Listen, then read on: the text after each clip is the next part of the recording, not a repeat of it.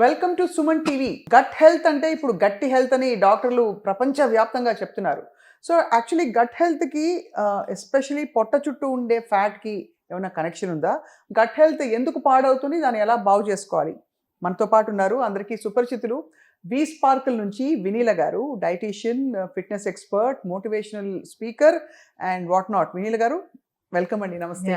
నమస్తే స్వప్న గారు. So gut health గురించి మీరు కూడా చాలా స్వయంగా పరిశోధనలు చేస్తుంటారు, అంటే మీ ఎక్స్పీరియన్స్లో dealing with so many things.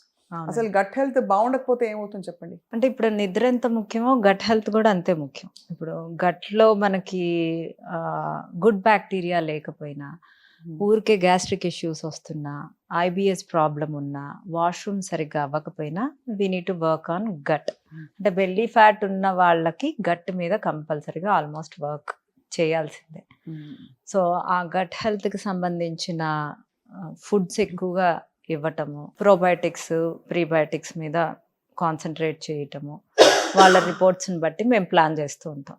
Gut గనక బాగోకపోతే ఆ లోపల గట్ లోపలంతా ఇన్ఫ్లమేషన్ వస్తుందండి.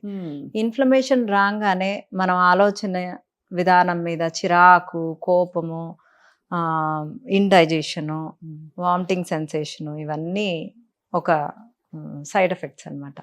అండ్ గ్యాస్ట్రిక్ ఇష్యూ ఎక్కువగా ఎవ్రీడే ఉండటం వల్ల కూడా మనకి బెల్లీ ఫ్యాట్ వచ్చే అవకాశాలు ఉంటాయి. అంటే సో గట్ హెల్త్ ఇష్యూస్ ఉంటే మామూలుగా తిన్నది అరగదా, లేకపోతే ఏం జరుగుతుంది యాక్చువల్లీ బెల్లీ ఫ్యాట్ రావడానికి కనెక్షన్? గుడ్ బ్యాక్టీరియా కనుక మనకు అక్కడ లేకపోతే ప్రోబయోటిక్స్, ఇన్ఫ్లమేషన్ పెరిగిపోతుంది. ఇన్ఫ్లమేషన్ పెరిగినప్పుడు ఆబ్వియస్గా మనకి అన్నిటి మీద, అంటే బాడీ ఇన్ఫ్లమేషన్, వాటర్ రిటెన్షన్ అవుతుంది, బాడీ మైండ్ థింకింగ్ మీద ఉంటుంది, చిరాగ్గా ఉంటుంది, వెయిట్ గెయిన్ అవుతూ ఉంటాం. సో మీరు ఎక్స్పీరియన్స్లో మీరు చాలా మంచి క్లయింట్స్ని చూసుంటారు. విమెన్, మెన్ కంపేర్ చేసుకుంటే గట్ హెల్త్ ఎవరికి కొంచెం కొద్ది గొప్ప అదుపులో ఉంటుంది అనిపిస్తుంది? ఎక్కువగా ఆల్కహాల్ తీసుకున్నా కూడా గట్ హెల్త్ పాడవుతుంది. అది మనం యూ కాంట్ మెజర్, అంటే లేడీస్లోనా జెంట్స్లోనా అనేది.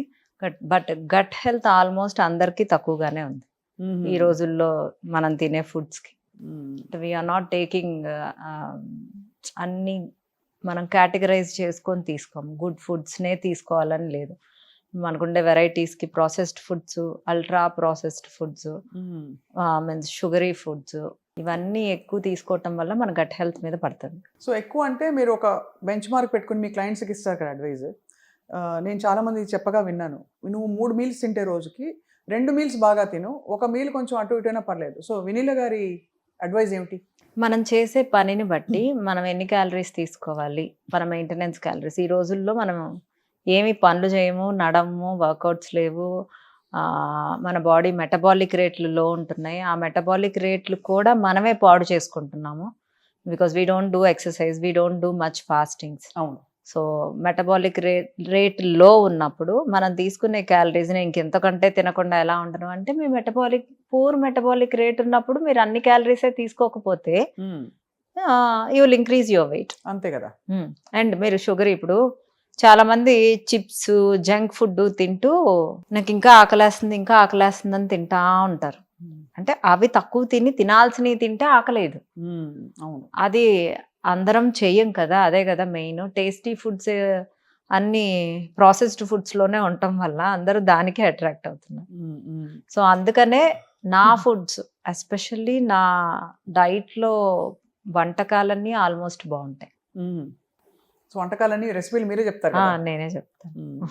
సో యాక్చువల్లీ అందరికీ ఆలోచన రాదు. నాకెందుకో మైండ్ బాగాలేదు, మూడ్ ఆఫ్లో ఉన్నాను, లేదు గ్లూమీగా ఉంది, నిద్ర వస్తుంది, లేదు పొట్ట చుట్టూ నాకు ఎందుకు ఇంత వెయిట్ వచ్చేసింది, బట్టలు సరిగ్గా పట్టడం లేదు అన్నప్పుడు, అరే నా గట్ హెల్త్ బాగాలేదులే అని అనిపించదు. సో గట్ హెల్త్ బాగాలేదు అనడానికి ఒక 3-4 సిమ్టమ్స్ చెప్పండి. హెడేక్ వస్తుందండి. ఓకే. కొంచెం నాజియాగా ఉంటుంది, చిరాగ్గా ఉంటుంది, కింద పార్ట్ ఎప్పుడు ఏదో ఉబ్బినట్లు ఉంటుంది. ఓహో, ఇక్కడ పైన కాదు, కింద. ఓకే, అక్కడ ఉబ్బినట్టు ఉంటే ఇట్స్ బేసికలీ ఉబ్బినట్టు ఉంటే అది కూడా గట్ హెల్త్ బాగాలేదనడానికి ఒక సంకేతం. రైట్. సో ఏ ఫుడ్స్ తినడం వల్ల, లేదు ఏ హ్యాబిట్స్ వల్ల మనకి గట్ హెల్త్ ఆఫ్ అయిపోతుంది, అంటే పట్టాలు తప్పుతుంది. యాక్చువల్‌గా గట్ హెల్త్‌కి గుడ్ బ్యాక్టీరియా అవసరం. అందరూ పెరుగు ఒక్కటి తీసుకుంటే సరిపోద్ది అనుకుంటారు.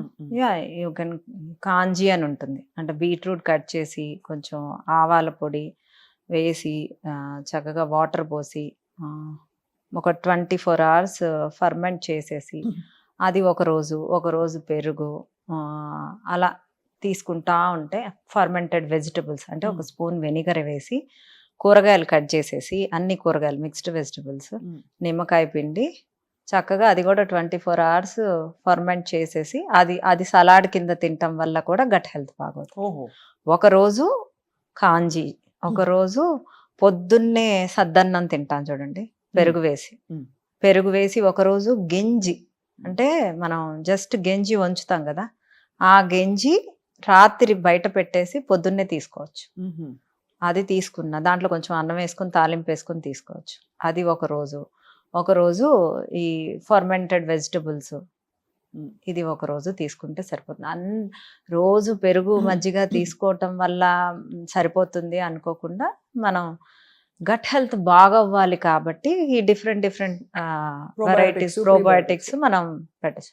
అండ్ పికిల్స్లో కూడా ఉంటుంది.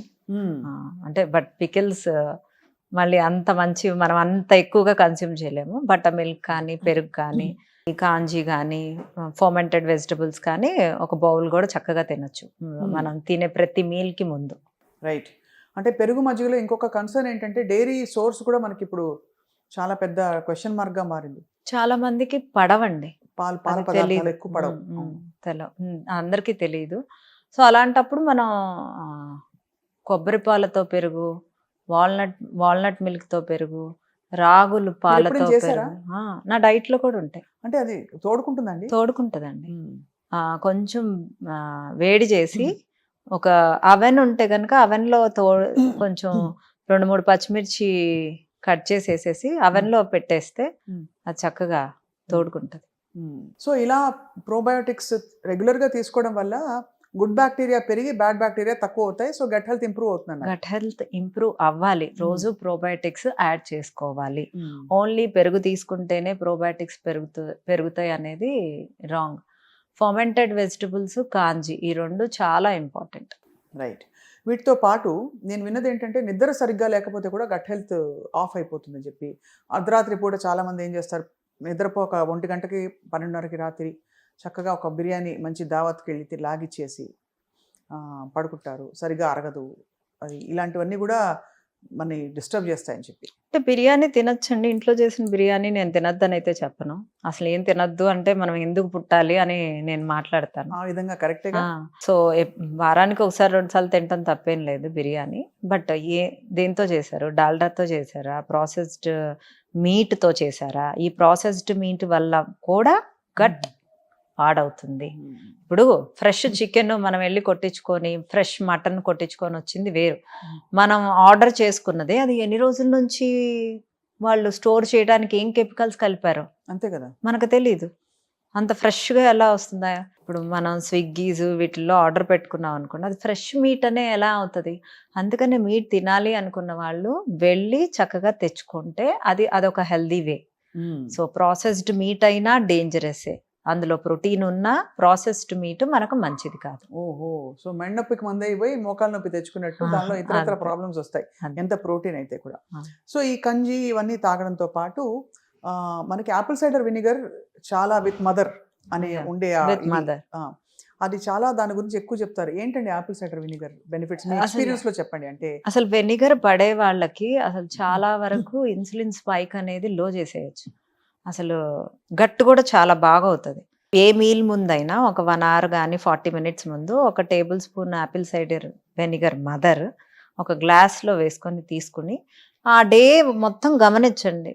పొట్ట డిస్టర్బ్డ్గా ఉందా ఆపేసేయండి, లేదు ఐఎమ్ ఫీలింగ్ హ్యాపీ అని అంటే you can continue for almost 2 to 3 months. మళ్ళీ 1 month బ్రేక్ ఇచ్చి మళ్ళీ 2 to 3 months. కొంచెం హార్ట్లో అలాంటి మంటలా వస్తే ఇప్పుడు ఆపేయాలండి, ఆపేయాలి. పడలేదని అర్థం. నిమ్మకాయలు కొంతమందికి పడవు, బట్ నిమ్మకాయ అన్హెల్దీ కాదు కదా, చాలా మంచిది. That's what. ఇప్పుడు కొంతమందికి చియా సీడ్స్ పడవు, వాళ్ళు సబ్జా సీడ్స్ వాడమంటాం. మీకు పడందేదో మీ బాడీయే మీకు ఇండికేషన్ ఇస్తుంది. ఇప్పుడు మా Apple cider vinegar heart burning వస్తుందంటే ఆపేయమంట. ఒకళ్ళకి రాదు, వాళ్ళకి బాగుంటది, వాళ్ళని వాడమంట. చియా సీడ్స్ కొంతమందికి పడవు, అవి వద్దు, సబ్జా సీడ్స్ వాడమంట. లెమన్ పడదు, ఉసిరికాయ వాడమంట. అది కూడా పడదా, సి విటమిన్ ఏమన్నా క్యాప్సూల్స్ చెప్పరించండి, సి విటమిన్ ఇంపార్టెంట్ అంట. నేను ఇంకేం చేయగలను చెప్పండి? అంటే మీకు పడనివి హెల్దీవైనా మీకు పడనివి మీరు పక్కన పెట్టాల్సిందే. మీకు పడేవి ఏంటి అనే దానితోనే మనం మోడిఫై చేసుకుంటూ వెళ్ళాలి. సో అయితే మరి మొత్తానికి ఈ ప్లానింగ్ అన్నది ఎలా చేసి పెట్టుకుంటే బెస్ట్ అంటారు? గట్ హెల్త్ని అదుపులో ఉంచుకోవడానికి, బాగా ఉంచుకోవడానికి ఈ వారం నేను ప్లాన్ చేసుకోవాలంటే 1 2 3 4 5 ఏవి రెడీ చేసి పెట్టుకోవాలి? ఒకరోజు గంజి అన్నము, ఒకరోజు కాంజీ వాటరు, ఒకరోజు ఫర్మెంటెడ్ వెజిటబుల్స్, ఒకరోజు పికిల్, ఒకరోజు బటర్ మిల్క్, కర్డ్. అలా చక్కగా కర్డ్ రోజైనా తినచ్చు. ఇలా చక్కగా ప్లాన్ చేసుకుంటూ ఉంటే అసలు అంటే రోజు మనం పప్పుచారు అన్నం తింటున్నాం అనుకోండి 2 సంవత్సరం నుంచి, నాలుకకి పప్పుచారు అన్నం టేస్ట్ తెలియదు. So you give different kind of probiotics. అంతే కదా, దట్ ఈస్ మై టెక్నిక్. అదే టెక్నిక్. కొంచెం డిఫరెంట్ కైండ్స్ ఆఫ్ ఫుడ్స్ ఇవ్వడం వల్ల మనకి వెరైటీ బాడీ కూడా రియాక్షన్. సో ఇది ఎన్ని రోజులు చేస్తే మనకి కొద్దో గొప్ప మనకి బాడీ మళ్ళీ అసలు ఎందుకు ఆపేయాలి అని ఆపక్కర్లేదు, బట్ మనకి మోటివేషన్ రావడానికి ఇంకా కొంచెం మీ ఫేస్ బాగుంటది, మీరు ఎనర్జీగా ఉంటారు, మీకు టమ్మీ తగ్గుతుంది, గ్యాస్ట్రిక్ ఇష్యూ ఉండదు, will feel happy. So that is what brain కూడా బాగా చక్కగా పనిచేస్తుంది, షార్ప్ గా పనిచేస్తుంది, బ్రెయిన్ ఫాగ్ అంతా పోతుంది. అలాంటప్పుడు వాల్నట్ మిల్క్ తీసుకుంటే మంచిది, but count the calories.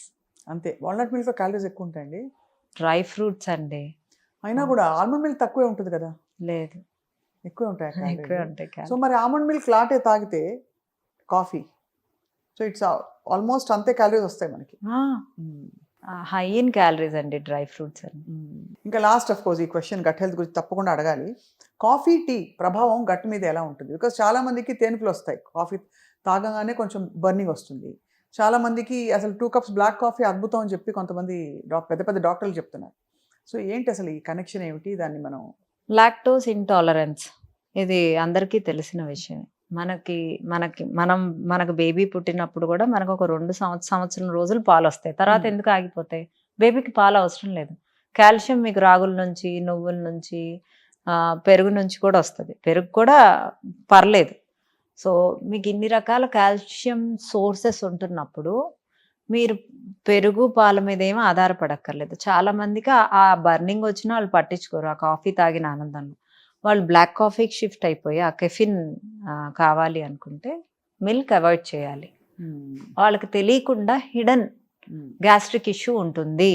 Lactose intolerance ఉన్న వాళ్ళకి అంత అంటే ఓవర్గా గ్యాస్ కూడా రాదు, but throughout the day tummy అప్సెట్గా అంటే కొంచెం బిర్రుగా ఉంటుంది.